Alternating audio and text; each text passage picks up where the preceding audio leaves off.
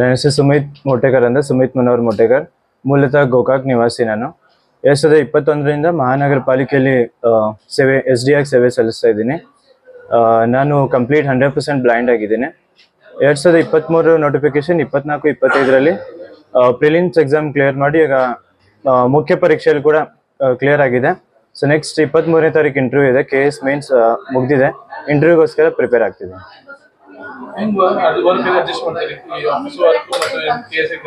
So ಈಗ technology ತುಂಬಾ ಮುಂದೆ ಹೋಗ್ಬಿಟ್ಟಿದೆ.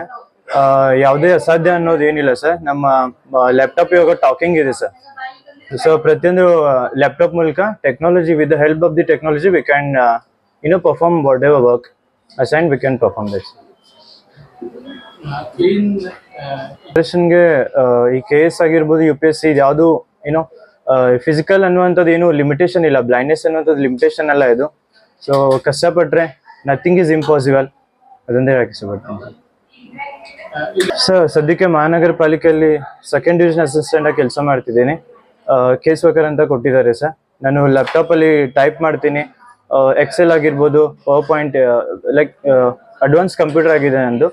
ಇದಕ್ಕಿಂತ ಮುಂಚೆ ಹಿಂದೂಸ್ತಾನ್ ಕಂಪ್ಯೂಟರ್ಸ್ ಲಿಮಿಟೆಡಲ್ಲಿ ಟೆಸ್ಟಿಂಗ್ ಇಂಜಿನಿಯರ್ ಆಗಿ ಕೆಲಸ ಮಾಡ್ತಿದ್ದೆ. ಸೊ ಈ ಎಲ್ಲ ಎಕ್ಸ್ಪೀರಿಯನ್ಸ್ ಮುಂದೆ ಖಂಡಿತ ನಂಗೆ ಹೆಲ್ಪ್ ಆಗುತ್ತೆ ಅಂತ ನಾನು ಭಾವಿಸ್ಕೊಂಡಿದ್ದೀನಿ ಸರ್. ನಮಸ್ಕಾರ ಸರ್, ನನ್ನ ಹೆಸರು ಹನುಮಂತ್ ಕಲಾದಗಿ. AW ಎನ್ವೈರ್ಮೆಂಟ್ ಮಹಾನಗರ ಪಾಲಿಕೆ ಬೆಳಗಾವಿಯಲ್ಲಿ ಕೆಲಸ ಮಾಡ್ತಾ ಇದ್ದೀನಿ. ನಮ್ಮ ಏನು ಸಿಬ್ಬಂದಿ ಸುಮಿತ್ ಅಂತ ಇದ್ದಾರೆ ಸರ್, 2021ರಲ್ಲಿ SDA ಆಗಿ ಡೈರೆಕ್ಟ್ KPSC ಥ್ರೂ ಸೆಲೆಕ್ಷನ್ ಆಗಿ ಜಾಯ್ನ್ ಆದರು. ಭಾಳ ಖುಷಿಯಾಗುತ್ತೆ. ಅವಾಗ ನೋಡಿ ಅವರ ಅಂಗವಿಕಲತೆ, ಹುಟ್ಟ ಕುರುಡು, ಅಷ್ಟೊಂದು ವಿದ್ಯಾವಂತರು, ಅಂಥದ್ರಲ್ಲಿ ಚಾಲೆಂಜಸನ್ನು ಒಪ್ಪಿಕೊಂಡು SDC ಆಗಿ ನೆಕ್ಸ್ಟು ನಮ್ಮಲ್ಲಿ ಜಾಯ್ನ್ ಆದ ನಂತರ KPSC ಪ್ರಿಪ್ರೇಷನ್ ಸ್ಟಾರ್ಟ್ ಮಾಡಿದರು. ಸೊ ಇವಾಗ ಸ್ಟೇಟ್ಗೆ 8th ರ್ಯಾಂಕ್ ಮೇನ್ ಎಕ್ಸಾಮಲ್ಲಿ. ಇದೇ ತಿಂಗಳು 23ಕ್ಕೆ ಇಂಟರ್ವ್ಯೂ ಇದೆ.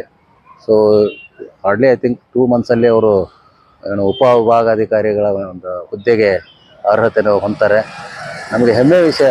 ಇಂಥ ಮಹಾನಗರ ಪಾಲಿಕೆಯಲ್ಲಿ ಕೆಲಸ ಮಾಡುತ್ತಾ KS ಎಕ್ಸಾಮ್ ಪಾಸ್ ಮಾಡಿ ಸ್ಟೇಟ್ ಲೆವೆಲ್ 8th ರ್ಯಾಂಕ್ ತಗೋದಲ್ಲದೆ ಇಷ್ಟೊಂದು ಚಾಲೆಂಜ್ ಅಂದರೆ ಹುಟ್ಟ ಕೂಡಿದ್ದುಕೊಂಡು ಎಷ್ಟೊಂದು ಶ್ರಮವಹಿಸಿ ಶ್ರದ್ಧೆಯಿಂದ ಅಭ್ಯಾಸ ಮಾಡಿ KS ಎಕ್ಸಾಮ್ ಬರೋದು ಅಷ್ಟು ಈಸಿ ಅಲ್ಲ.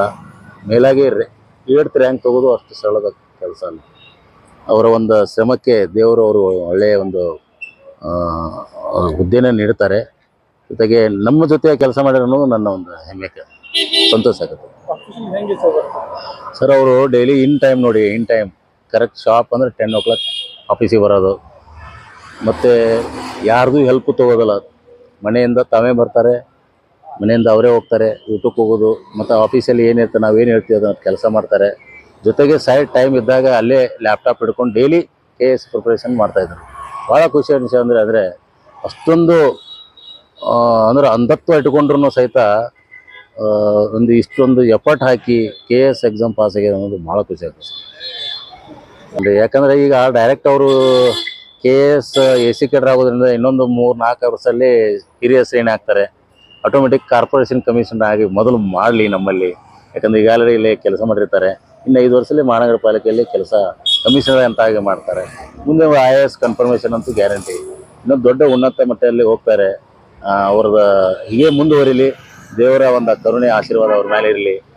ಅವರ ಸುಮಿತ್ ಸಂಬಂಧ ಹೀಗೆ ಮುಂದುವರಿಲಿ. ಅದೇ ಫ್ರೆಂಡ್ ಅಂತ ನನ್ನ ಅಭಿಪ್ರಾಯ.